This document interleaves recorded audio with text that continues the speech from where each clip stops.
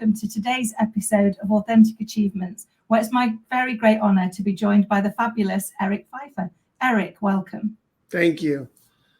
I'm so looking forward to this conversation, and I know it was very easy for us to get just stuck into chatting as we were before the show. But before we do that, let me share with those watching and listening a little bit more about you. So Eric is the founder and CEO of MPWR Coaching. He's been in the leadership development space for over 15 years, having helped build a multi-million-dollar coaching business and trained over 150 coaches worldwide. He founded MPWR Coaching in 2019 to expand his efforts to unlock leaders' potential so they can grow their organizations and teams in new, never imagined ways. He's known for creating one of the only leadership operating systems available today, which empowers the true engine of any business, its people. And he's published 2 life-transforming books, Leadership Gravitas and Transform Your Trajectory, each introducing simple tools that give leaders a competitive advantage in any context. Eric speaks and leads out of the overflow of his own journey, and he's a fierce practitioner of what he teaches and is committed to becoming a better version of himself daily. I love that. I mean, wow, what a journey, Eric.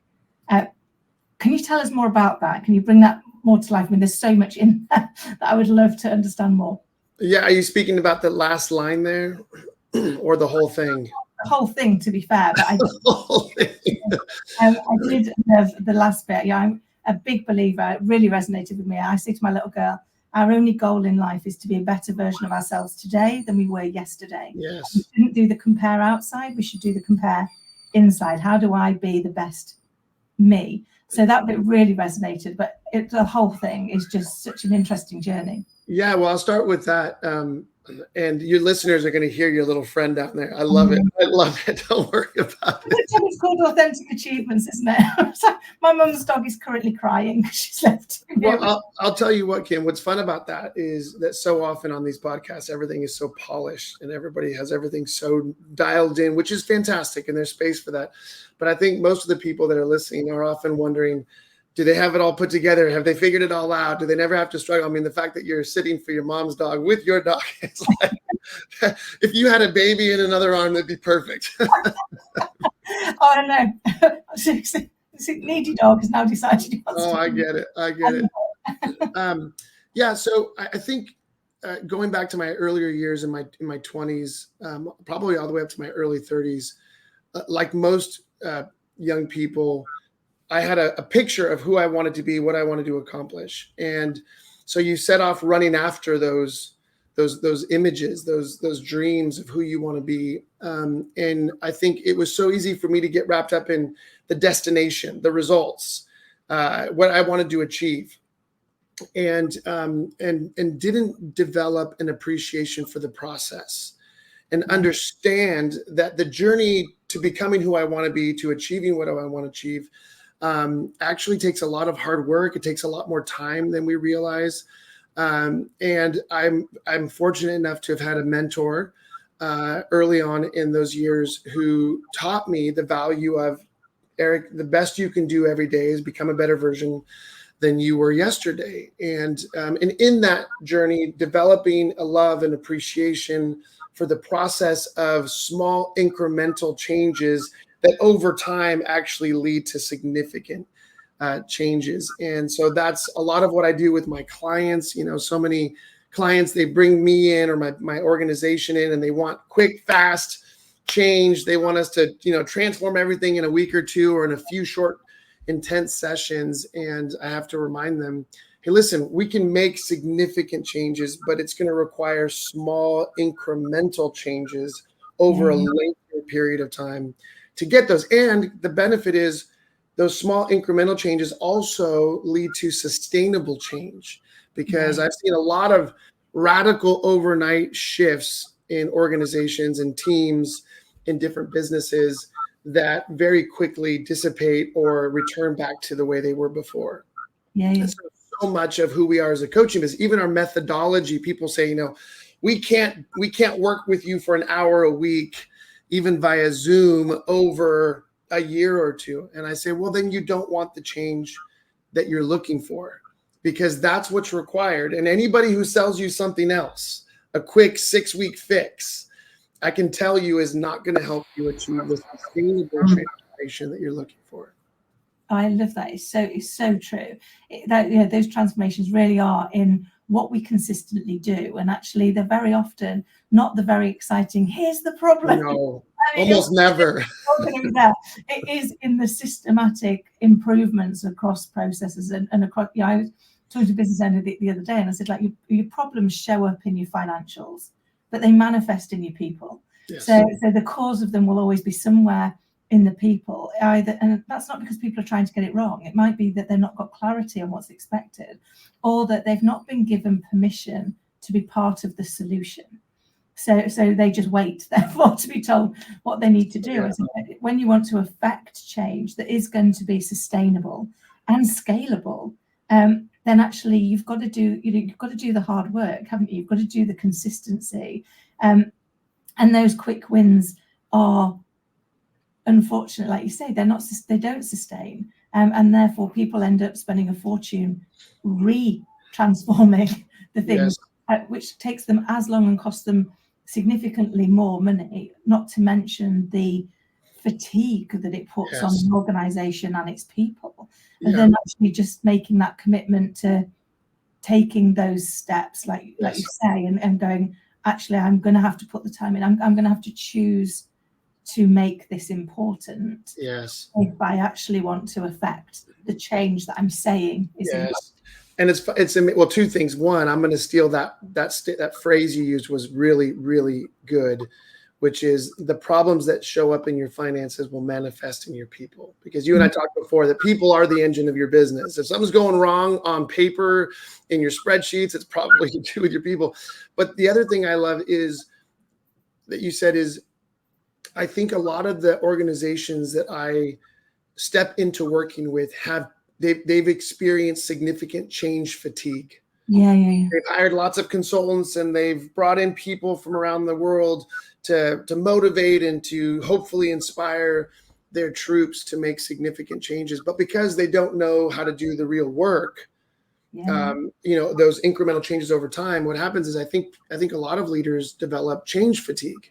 Yeah. And they stop believing that it's possible and ultimately resign to, this is the way it's always going to be.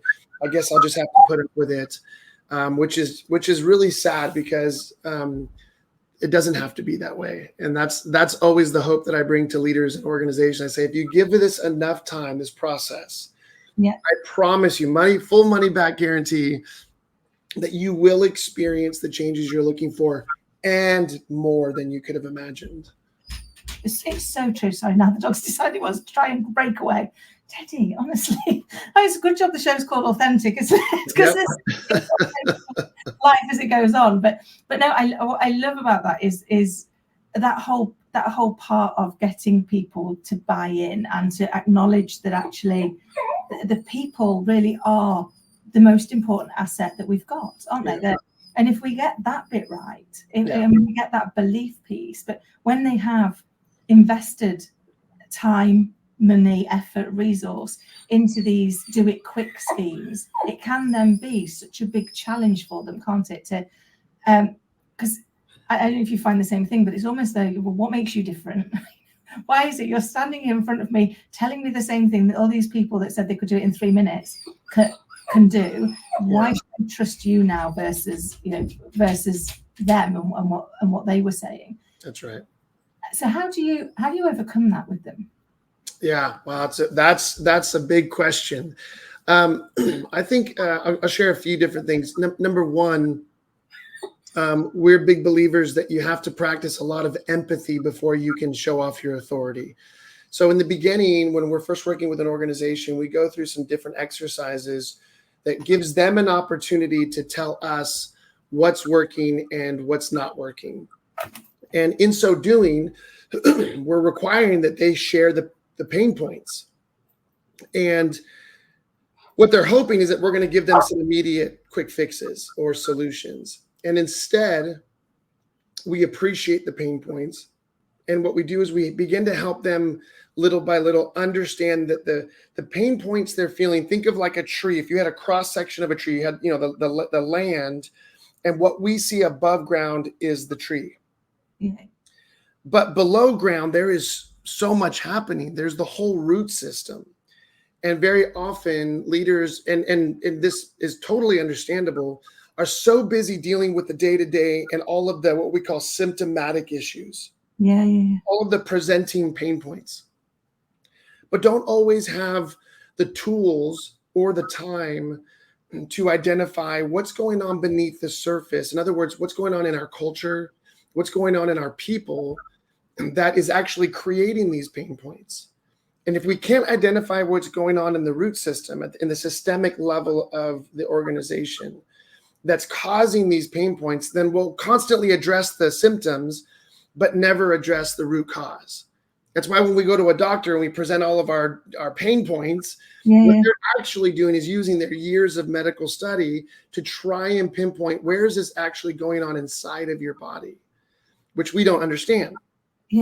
When we help those leaders begin to understand the connection between the symptomatic issues and the systemic issues, it's like all of a sudden a light bulb goes on and they suddenly recognize, oh, that's why all of the attempts we've made to change dynamics in our organization at any level have not proven successful, because we've just been cutting off branches and trying to prune the tree, but we've not been dealing with the root system that's actually producing all of these issues. And once they see that connection, I think it gives them a renewed hope that change is possible.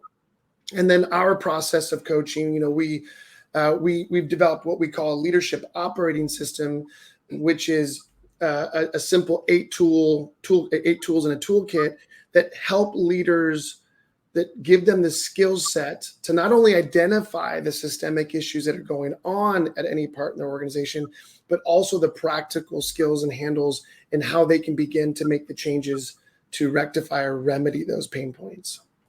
I love that. I love your statement. You've got to show empathy before you can show authority, because that's very often where people go wrong, isn't it? They stump straight in there, authority everywhere, and then wonder why people don't get brought into the process. And then it's so true. Very often we're busy addressing symptoms all over the place, but all that does is make them pop out somewhere else.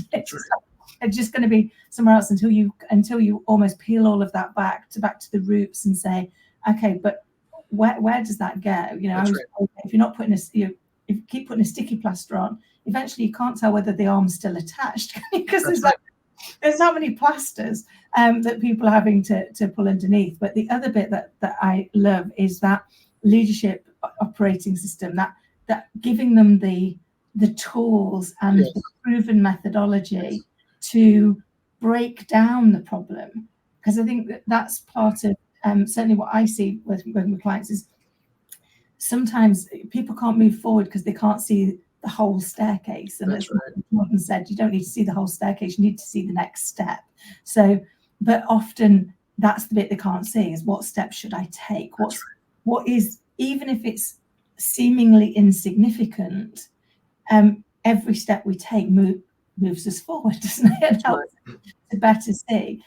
So I think that's such a unique additional offering, which is leaving them not only with knowing what the problem is, but with the actual skills, infrastructure, proven methodologies to solve that problem. Because I think you've found, Eric, the same thing. Very often what people have done is come in and told them what the problem is. It's almost like coming in and going, baby's ugly, and then leaving them with it. It's like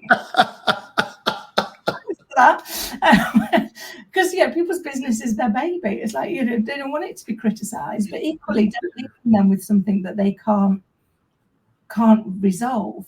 So for me, what made you kind of really start to hone that into that operating system? I had the very fortunate opportunity to study under a former mentor for almost 13 years. I was in my late 20s, like many people, trying to figure out what industry, my career path. And I had at that point been exposed to a variety of consultants, coaches who had been brought in by the organization I was working with to train us. I was on the young executive track, and so I was getting a lot of leadership training. And what I quickly realized was there were so many good ideas, but there was a massive gap between what I call the academic or good idea version of leadership coaching and the boots on the ground, practical, how do I do this, implement this, integrate it approach. And so under this former mentor, he introduced me to this concept of people need simple visual tools to help them translate these incredible principles and truths of life, humanity, leadership, everything from sociology to psychology, all the best stuff that we've learned. How do we actually translate that into practical handles?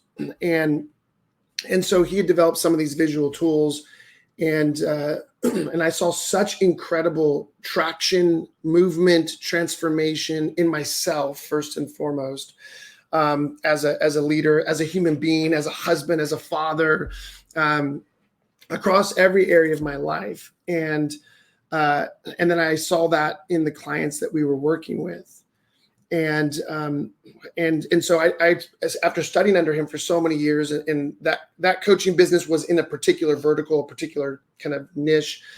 And I thought to myself, gosh, more people need something like this. And so about 7 or 8, maybe 9, now almost 10 years ago, gosh, time flies. I decided, okay, I want to create my own leadership operating system, borrowing from the genius of so many amazing thought leaders, mentors, and began the process of constructing what I now call a leadership operating system. And the reason I use that metaphor is because if you think of like a smartphone device, and we're enamored with these devices because there's all these apps the millions that we can choose from, and each app represents like a solution to a very particular problem. And I think my experience of so much of the leadership literature and training that I was experiencing in those early years felt more like apps. If I got this app, then I could solve this problem. If I got this app, I could solve this problem. And so I was constantly cycling through apps, trying them to see which ones worked, which ones were beneficial. But every time you ran into a new kind of problem, guess what? You needed to go out and look for a new app. And that was so frustrating for me. And this dawned on me at probably at some point in my early to mid 30s. It dawned on me that no matter how many apps I would accumulate, I knew that there was actually something deeper, more fundamentally askew within me. And this is the time where smartphones were blowing up, Apple, the iPhone. I read lots of articles. And so this metaphor began to illuminate itself to me. And I realized the real genius in these devices is not the apps, but the operating system. The operating system is a governing set of software that basically its responsibility is to act like the parental controls over all of the other apps that are trying to solve problems. It's the meta software. And it does everything from ensuring that the apps are running right, that you're using the right apps in the right ways, that you're using your memory correctly, that there's security in place. All of these things, all of a sudden it dawned on me, I thought, you know what? I have an operating system. I've probably been developing an operating system since I came into the world. I inherited some of that from my parents. I adopted from teachers, coaches, mentors over the years. But I have a fundamental operating system. In other words, a way that I view myself and the world around me, the way that I understand who I am as a human being, and the way that I understand other people. And some of that operating system works and allows me to address life situations in a way that is beneficial for all parties involved. Some of that operating system is actually dysfunctional. Paradigms, perspectives, ways of thinking. People call these mindsets that lead to behavioral patterns that were unhelpful.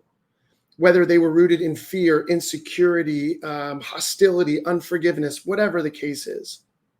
And I think most people, when I share this metaphor, they go, oh, I think I know what you're talking about, because no matter how many times I read that book and I tried to implement that app, it didn't work. And so what happens is people constantly consume leadership apps and then wonder why they're not experiencing greater success in their life or leadership. And here's what I tell them. It's likely that the app isn't broken. It's that your operating system is fundamentally broken. And so if we can upgrade your operating system and train you to think and operate in a way that is in greater alignment with who you actually want to be and how you want to operate, then guess what? You'll be able to make far greater use of all of the incredible leadership insights that you've been accumulating over the years. So all that to say, I set out, created really from what I learned in my own journey, borrowing from the smartest people out there, because I didn't create anything from scratch, and created this operating system, these 8 fundamental tools that people can learn and integrate into their life that literally upgrades. It only affirms the aspects of how they're operating that are already helpful. So we're not talking about a full sale change, but it also upgrades those areas that are dysfunctional, unhelpful, so that more of the way they operate minute by minute, day by day, week by week, allows them to bring the better version of themselves to any situation, to identify and solve problems far more efficiently and effectively than they could before, and to be able to achieve far greater things because their operating system is now set up to help them do that. Where before, most people don't realize they are more likely undermining their own success than anybody else is affecting them. Right? Most people want to blame their boss, their colleagues, their spouse, their kids, the government, politics, economics for why life isn't turning out better for them. And I have to remind people, you know what? Those are all real factors, but I can almost guarantee you that the one person that is undermining your success more than anyone else is you. And once somebody recognizes that and is willing to make the changes and upgrade their operating system, across the board, unequivocally, it's unbelievable the transformation that people experience, and not just in business, but this operating system allows them to operate far more effectively and successfully across every domain of their life. And which is why when people ask me, what's your great mission? I say to put this operating system into the hands of as many people as humanly possible. Now, I primarily work with high-level executives, but I really believe, Kim, that if this is the operating system I wish I had access to when I was in my latter years of high school, in college, anybody I run into, I'm like, I just want to give you this operating system because it will almost instantaneously begin to turn your trajectory and point you in the direction that you actually want to go in. That was a long-winded answer. Sorry.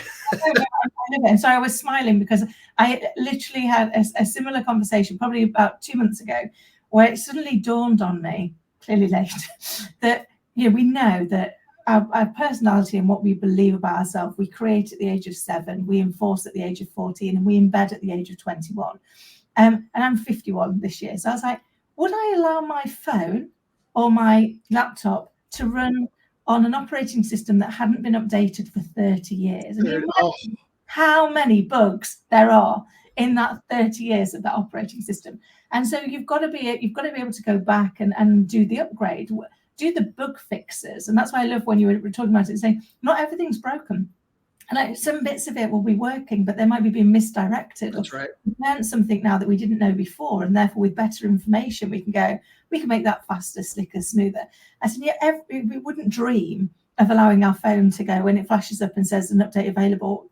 We're like little pigeons, aren't we? So, well, look, let's do that right now. And then we don't take the same care and attention with ourselves. Yes. And like you say, very often when you've done that work, when somebody's helped you to know how to go and find the bugs, fix the bugs, but also find the bits that are your genius, find the bits that are your shining light so that you can turn the volume upon them, then the transformation isn't just in the arena you thought it was going to be. It is across the board, isn't it? Because it's now you being your best version. That's right. And I love that because it plays well in the metaphor, because if you pick up any two people's smartphone devices, they're totally different apps. It reflects different interests, different passions, different hobbies, different cultures. And yet it's the same operating system that runs them all, which is interesting because I tell people up to this date, after I don't know how many years, over a decade of developing this operating system, I've never worked with a leader from any background. Doesn't matter if it's cultural, racial, political, social, economic, doesn't matter. Every leader I've ever worked with says, oh, this is when they are introduced to the operating system, they say, I ask them, if at any point you run into an aspect of this operating system that does not reflect who you want to be, how you want to operate, you let me know. Never had anybody say, oh no, that's not the kind of person or leader I want to be. Which just goes to show you that the operating system, let's just take the iOS, right? The iPhone. It is the same on every single phone across the world. And yet every single person who's using it is able to diversify the application of that operating system based on the apps and the use of the phone. And that's the genius of the leadership operating system. I tell people, I did not create the genius of it. I just borrowed from all of these amazing people in different fields and realized, oh, if I could just consolidate these, like what would that do? And for myself, it was so radically transformative. For my clients, it's so radically transformative. And so I just tell people, I said, because every business, like you said, always thinks they're special, they're different.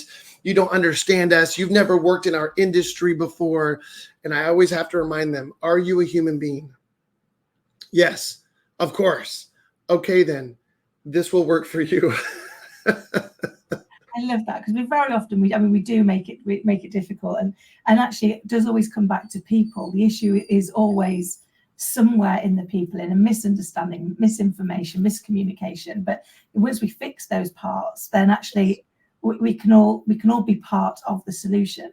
And I love that whole thinking about our operating system, and actually being, I guess for me, it's being intentional with it. Yeah. It's looking at it and saying, actually, well, we've got an operating system, whether we admit it or not, we've got one.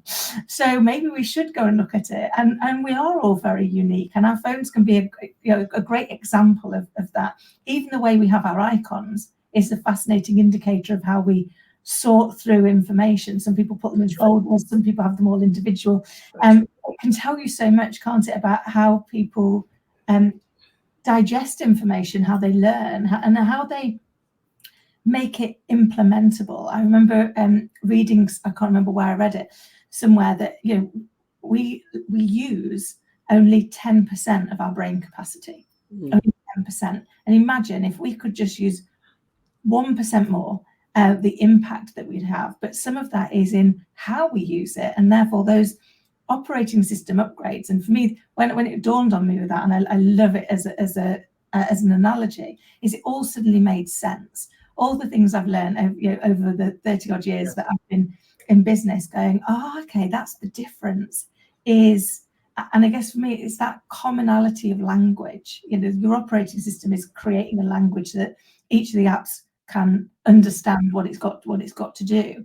And that really, in my experience, has always been the secret sauce to a good leader, their ability to create a common language. That's right. Where people actually, they know what's going on. Yeah. They've not got to, my little girl's learning to read, and everything's about decoding words. And I'm like, oh my goodness, that's what we spend our entire life doing, decoding what's going on. That's right. And through things like working with you in that operating system, you're creating that commonality. That's right. And therefore that familiarity, which I guess helps people gain clarity, which then gives them confidence, which is why you see such a significant impact, not just in the area they thought they were addressing this issue at work, but to your point and to your lived experience, it alters who you are and how you show up in all aspects, because we don't. It used to make me smile when they said, like, leave your problems at the door. And it's like, well, that's never going to work, is it? Because our emotional brain responds 24 times faster than our thinking brain. So funny enough, by the time we think I should have left that at the door, I've already thought about it. And actually, we bring our whole selves wherever we go. It's how do we help learn the methodology and the strategies to ensure we're bringing our best self as we go. And it sounds like that's a whole host of what you're doing. So what is it that you would expect your clients to see as a result of working with you? Oh gosh. First of all, I mean, what you just shared, I could riff on everything you just shared for the next hour. It's so good. We expect that our clients will, to use your language, will, with the toolkit or with this operating system, will develop a far greater measure of clarity around what's going on internally for them, which is now seeping out externally. We tell our leaders, whatever you cultivate internally is what you're going to project externally, period, regardless of whether you want to or not. And our attitudes and behaviors always betray what we think our motivations are. And so first and foremost, the operating system teaches people the skills of self-awareness and self-leadership. How do we, under all of the pressure, we're every day triggered multiple times. Sometimes we get hijacked. The amygdala fires, we threatened, we think we're in danger, we start overreacting, we yell, we become passive aggressive, maybe we withdraw, whatever the case is. First and foremost, we expect that our clients will begin to develop a much clearer view of themselves, a much more sober understanding, not only of what's happening internally, but how they're impacting their environment. Yeah. Which is very important, because if you ask any individual, how do you think you impact your environment? And then you go ask the closest people to them, usually two very different answers. And then once they understand the importance of what people would refer to as self-regulation, I refer to as self-leadership. Then what they discover is, the more that I practice self-leadership, I'm able to operate with greater composure, which leads to clarity, which leads to confidence. Now, when I engage with the people in the world around me, I'm no longer entering into that space with all of the distorted lenses of all the thoughts and emotions that have been spinning internally.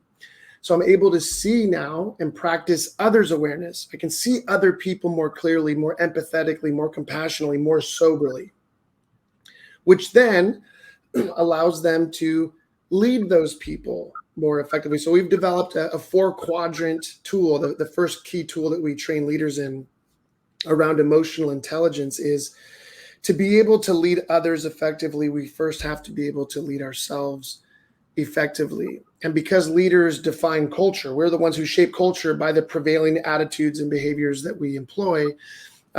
We can then take responsibility for the fact that if we want to shift that culture, we have to go first. And so leaders who start to engage in the operating system suddenly realize, number one, where before they often felt victimized and blamed their team or the board or the clients and customers or whatever, social regulations for their problems, suddenly realize, no, I actually have a lot more authority and power in this situation than I realized before. And then secondly, they are far more likely to bring the better version of themselves, the sober, clear-minded, non-reactive version of themselves to the situation. And so what they begin to discover very quickly is how much through the years they have reacted to situations rather than engaged or have been proactive in those situations. How often they've responded out of hijacked emotions and lack of mental clarity that has just further perpetuated the problem. and compounded those dynamics. And then we expect that with that growing clarity and confidence, they will feel far more, what's probably the best way to say it, they will feel far more competent to be able to address and engage their team, whatever strategies and objectives they're trying to achieve, but in a way that is far more integrated and peaceful internally. So I tell people, the higher you go in leadership, the more stress you take on, the more pressure you take on. So the question is, how do we learn to operate and bring the better version of ourselves under increasing pressure? That's the big challenge. And so, after maybe 3 to 6 months of working with us, most of our clients will say, this is the competitive advantage I or we were looking for. Yeah. And like you said earlier, my preference is to work with teams and organizations because like let's go back to the operating system metaphor. In any organization, you do not allow everybody in your business to run a different operating system. Yeah. Computers can't run the same apps. They can't communicate well and interface. And so in the same way, as a leader begins to experience this newfound clarity, freedom, composure, now if there are more people on this journey, now everybody's playing from the same playbook. Now everybody's operating in a similar way. And again, it does not deny personality, gifts, talents, unique skills, any of that. All it does is allow them to interface far more effectively. And as a result, communication, collaboration, and whatever they're trying to achieve increases dramatically. I love that. I think it's that whole, you're giving everybody in the team the permission to be part of the solution and to know that they're part that they play. And I think, for me, the bit that sprung to mind with this, I love a quote. And there was a great one for me, which I think sums up what you're asking people to do. And that is move from being a victim of their circumstance to a product of their choices. Ooh, I'm borrowing that too. That's good. I say that all the time. I am not a victim of my circumstance. I'm a product of my choice. Because in every situation, there's been a choice. There might not always have been the most palatable of choices, but there has been a choice. There's been an opportunity for me to do one or another thing. And as I say to my little girl all of the time, the beauty of choice is if you make one that doesn't serve you, you can make a new one. That's right. So it all suddenly becomes much more you're much more in control, and we are all the author of our own life. Yes. Sometimes we don't own the pen. Sometimes I think you have to take that bit back. Stop blaming all these other people that are outside. Yes. Actually, you're the author of it. So take the pen and work with it. And I love that actually what you're doing is giving them then those solutions, those strategies for how they actually progress and move forward. I always end with, and I could chat to you all day, but I'm really conscious of your time. But I always end with what would you like to have, what advice would you give your younger self? But I think you've already shared with us, which is getting this earlier, knowing what you knew now earlier, and the impacts that could have. And you can see why this is a passion project, because you know for yourself and from all of the people that you've helped just how transformational it is when you're willing to go and do the work to upgrade that operating. And I'll tell you, Kim, the one of the best affirmations I ever get from my clients is not actually from my clients. It's from spouses, significant others, adult children, that when I'm working with clients over a period of time, I often spend time over meals. Sometimes I stay in their homes because we develop a great relationship. And, or you go to an event and sometimes some of the family's there, and and sometimes it's colleagues, sometimes it's a board member who will pull me aside and say, whatever you're doing with this individual or this team, it is working, because they are so much more enjoyable to work with, to be around. They are a far better leader today. That's the affirmation, because obviously the clients are in it, they're experiencing it. And so, there's lots of encouragement that comes from that. But it's when the environment around them recognizes that they are literally transforming for the better, and not just for their best interest, but for everybody else's best interest. That is for me, that's what allows me to go to sleep at night. Oh, I love that, because I think in every day, that's what we're trying to do, isn't it? Is to add value, is to, I used to say, I've been in that many meetings over the years that were a total waste of makeup, that I was like, I just don't want anybody ever to say that about working with me. So I thought, God, that was just a waste of time. I wish I'd not done that. And so when you can see that you've affected that change, that's visible to everybody else around, and that is for the positive good, to your point, that is what helps us sleep at night, and what helps us go, today was a good day. Today was a good day. Eric, it's been such a delight to chat to you. I've got so many more things I'd like to Likewise. chat to you about, and I'm sure we can continue the conversation. But before we go, how can people get in touch with you, and how do they get to work with you and learn more?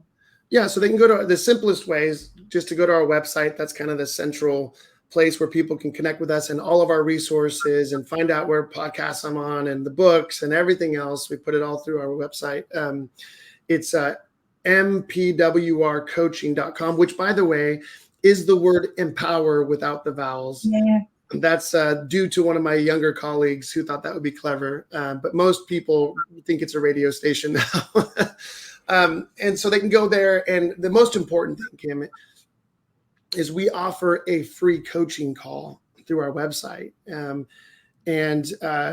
we tell people, you don't even have to know what you want to ask or talk about. We'll ask you questions. We just, and we're not even necessarily looking to sell our products. We just so badly want to create space for people who are trying to grow as leaders, to have a safe space to process their struggles, their challenges. And our hope is just to connect them to resources that will literally help them move the needle in that area. I love that, because that very often, back to what we said earlier in this conversation, sometimes it's people can't move forward because they can't see the next step. That's and right. Therefore, I highly recommend that people take you up on that opportunity. And they're always surprised when I show up on the call. They think one of my team members, and my team is amazing, and they will answer some of those coaching calls, but people are surprised, like, wait, you're on this call? I'm like, yeah, I love this. I tell people I would get a full-time job, and I have in the past, just for the privilege of doing what I get to do. Yeah, I think we're kindred spirits.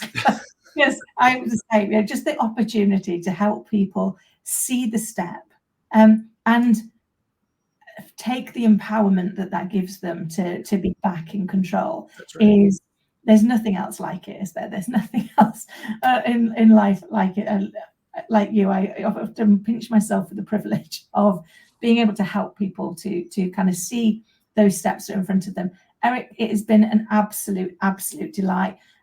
All of the information on how to get in touch with you, how to links to your website and everything will be in the show notes below. So for anybody who's watching and wanting to grab that call, it will be in the notes below. So go and check that out. And we'd love for you, if you've spoken to Eric, to share with us the impact it's had, because once we do have that connection, once we regain that connection to ourselves, what we want to be, and that intentionality, the impact is just indescribable. Eric, thank you so much. Thank you, Kim. And for everybody listening and watching, I hope you found it as insightful and inspiring as I have. And until next time, take care.